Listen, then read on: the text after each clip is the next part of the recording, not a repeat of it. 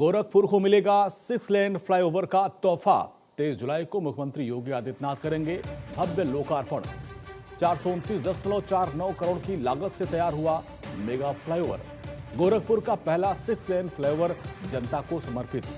2.6 kilometre लंबे flyover से सफर होगा आसान। लोकार्पण के बाद सीएम योगी फ्लाईओवर पर करेंगे सफर। ट्रांसपोर्ट नगर से पैडलीगंज तक ट्रैफिक को रफ्तार मिलेगी। मजबूत कनेक्टिविटी, जाम से राहत की नई शुरुआत। गोरखपुर के इंफ्रास्ट्रक्चर से जुड़ा विकास का एक नया अध्याय। योगी के ड्रीम प्रोजेक्ट का इंतजार अब होगा खत्म।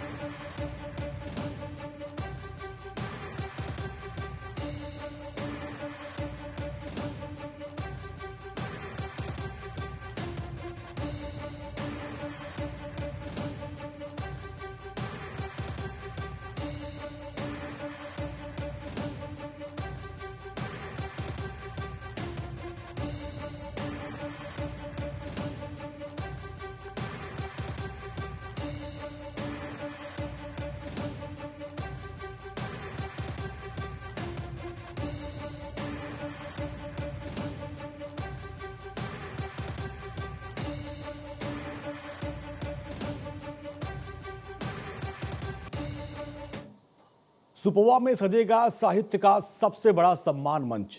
दादा लक्ष्मी चंद की 123वीं जयंती पर भव्य आयोजन। मुख्यमंत्री नायब सिंह सैनी होंगे समारोह के मुख्य अतिथि। 81 साहित्यकारों और विद्वानों का होगा भव्य सम्मान। 40 श्रेणियों में बांटे जाएंगे प्रतिष्ठित साहित्य सम्मान। हिंदी, हरियाणवी, संस्कृत, पंजाबी और उर्दू का होगा गौरव सम्मान। डीएलसी सुपोवा में पहली बार इतना बड़ा साहित्यिक महाकुंभ। सीएम बनने के बाद नायब सिंह सैनी का सुपोवा में ये पहला दौरा। रागनी के सुरों से होगा सूर्य कवि दादा लक्ष्मीचंद को नमन। हरियाणा की साहित्यिक विरासत को मिलेगा एक नया सम्मान, नई पहचान।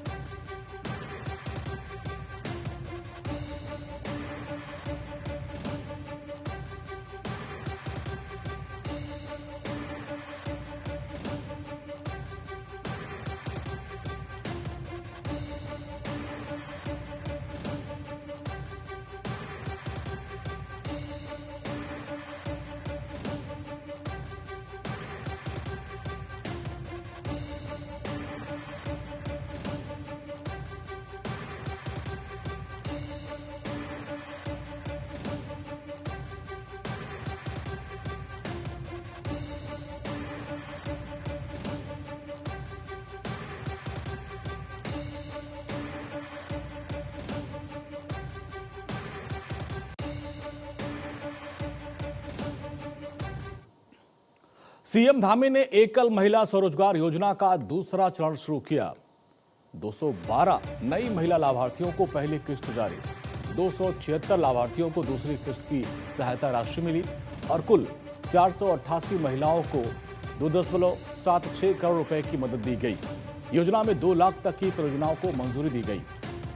परियोजना लागत का 75% तक अनुदान सरकार देगी।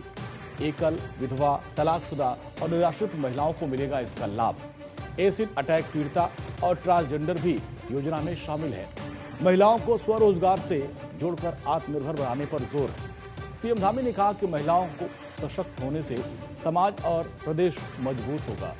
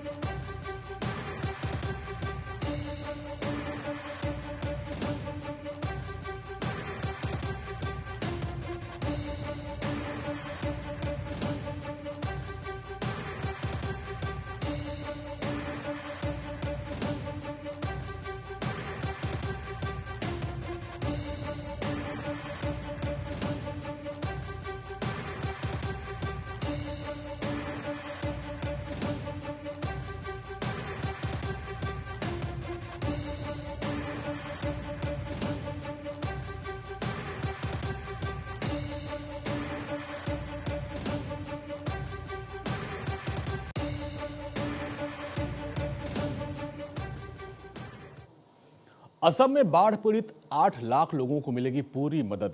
सीएम हेमंता बिस्वा शर्मा ने राहत शिविरों का किया दौरा। प्रभावित लोगों को भोजन, पानी और चिकित्सा सुविधा का भरोसा। बाढ़ में क्षतिग्रस्त घरों को उनके पुनर्निर्माण में सरकार मदद देगी। जरूरी दस्तावेज और किताबें दोबारा उपलब्ध कराने का भी वादा है। मृतकों के परिवार वालों को 4 लाख रुपए की तत्काल सहायता। राहत और बचाव कार्यों के लिए हेलीकॉप्टर तैनात। बाढ़ प्रभावित इलाकों में पहुंचने की सरकार की कोशिश जारी है। सीएम हेमंता बिस्वा शर्मा ने कहा कि सभी प्रभावित लोगों तक पहुंचाएंगे हर संभव मदद। असम में बादल फटने से आई बाढ़, नुकसान का पूरा आकलन जारी है।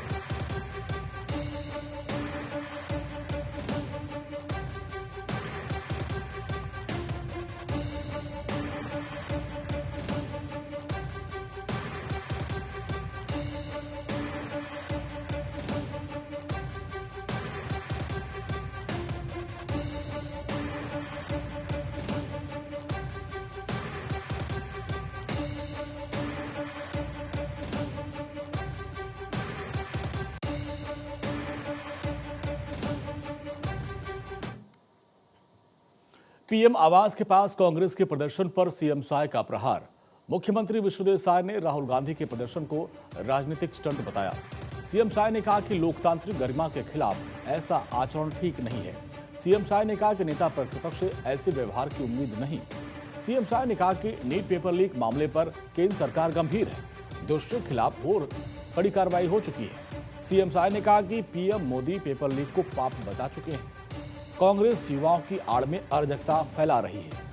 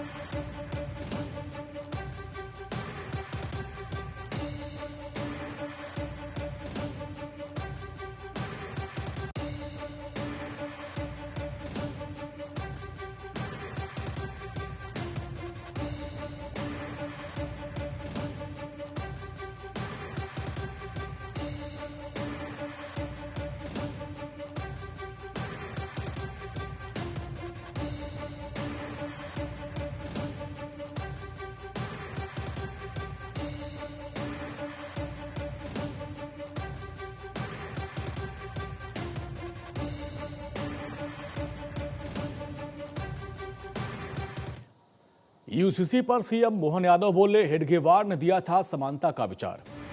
सीएम डॉक्टर मोहन यादव ने कहा, डॉक्टर हेडगेवार के समानता के विचारों पर मध्य प्रदेश आगे बढ़ रहा है। देश समझ रहा है समान नागरिक संहिता का महत्व। डॉक्टर मोहन यादव ने कहा कि डॉक्टर हेडगेवार ने राष्ट्रहित में अहम भूमिका निभाई थी। सीएम डॉक्टर मोहन यादव ने कहा कि यूसीसी लागू करने की पहल इसी की एक भावना के तहत हुआ है। भोपाल में युग प्रवर्तक डॉक्टर हेडगेवार महानाट्य का मंचन। आरएसएस के 100 वर्ष पूरे होने पर आयोजित हुआ ये कार्यक्रम। मुख्यमंत्री डॉक्टर मोहन यादव ने महानाट्य मंचन के लिए दी बधाई। सीएम डॉक्टर मोहन यादव ने कहा कि भारत की पहचान एक विधान और समानता है। डॉक्टर हेडगेवार ने लाखों लोगों को राष्ट्र सेवा के लिए प्रेरणा दी।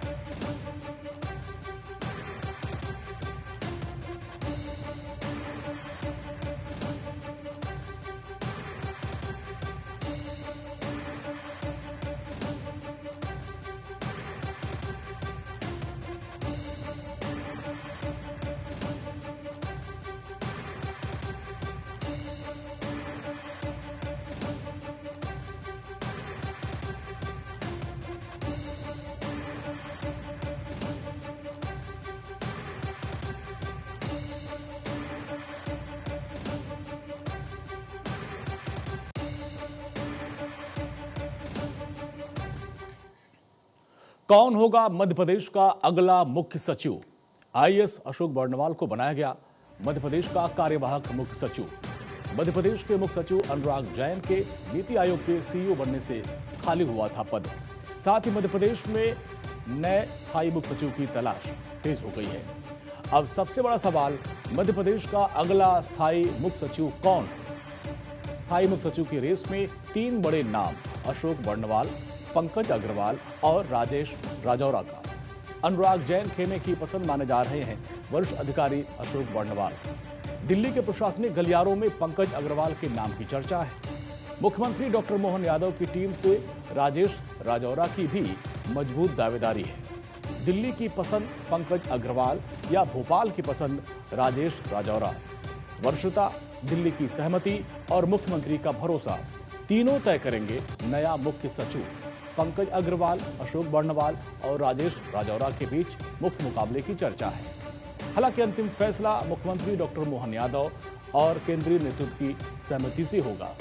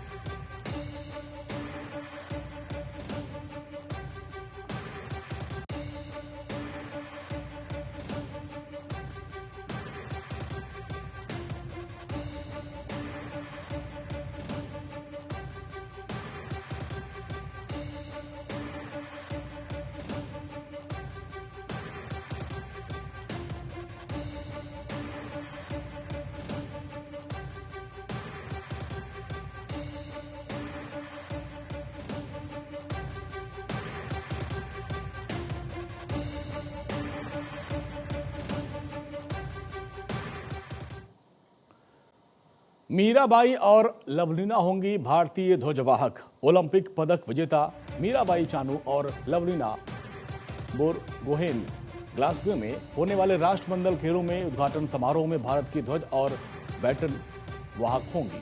भारतीय ओलंपिक संघ ने इस बात की घोषणा की कि कम खिलाड़ियों वाले इस बहु खेल आयोजन में का उद्घाटन समारोह 23 जुलाई को आयोजित किया जाएगा। आईओए अध्यक्ष पीटी उषा ने कहा कि यह गर्व का विषय है कि मीराबाई और लवलीना ओवियो हाइड्रो में यह जिम्मेदारी निभाएंगी। पीटी उषा ने दोनों खिलाड़ियों और पूरे भारतीय दल को अपनी शुभकामनाएं दी। उन्होंने कहा कि भारतीय टीम में उद्घाटन समारोह में 2 महिला खिलाड़ियों को यह सम्मान मिलना गर्व की बात है। इससे खेलों के माहौल और दिशा की शुरुआत होगी और दोनों खिलाड़ियों ने अंतर्राष्ट्रीय स्तर पर कई बार भारत का मान बढ़ाया है।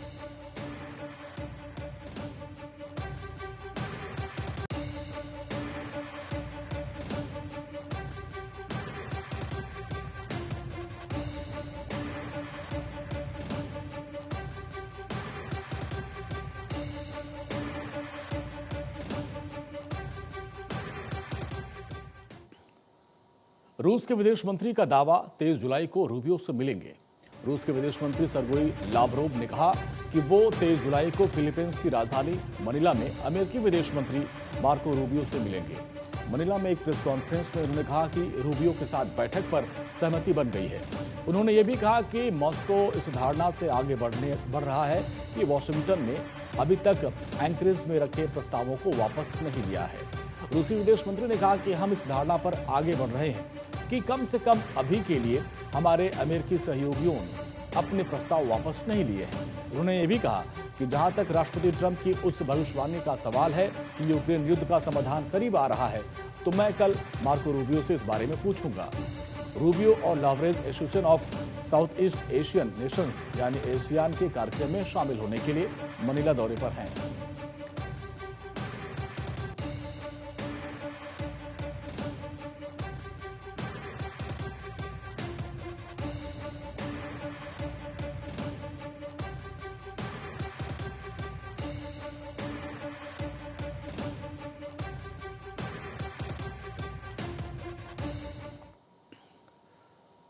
मुंबई पुलिस ने शहर में लागू की निषेधाज्ञा। मुंबई में सुरक्षा शांति व्यवस्था बनाए रखने के लिए पुलिस ने शहर में निषेधाज्ञा जारी कर दी है। प्रतिबंधों के तहत 23 जुलाई से 6 अगस्त तक सार्वजनिक स्थानों पर 5 या उससे अधिक लोगों के जुटने पर रोक रहेगी। पुलिस उपायुक्त अकबर पठान ने खुफिया एजेंसियों से मिले खतरे की आशंका के बाद ये आदेश जारी किया है। ये प्रतिबंध 23 जुलाई की रात 12:01 से 6 अगस्त की मध्यरात्रि तक पूरे मुंबई पुलिस के कमिश्नरेट में लागू होगा। इस दौरान किसी भी प्रकार का जुलूस निकालने और बिना अनुमति के कोई भी सभा करने की सख्त मनाही है। शहर में लाउडस्पीकर, ध्वनि विस्तारक यंत्रों का इस्तेमाल, बैंड बाजे बजाने और पटाखे फोड़ने पर भी रोक रहेगी।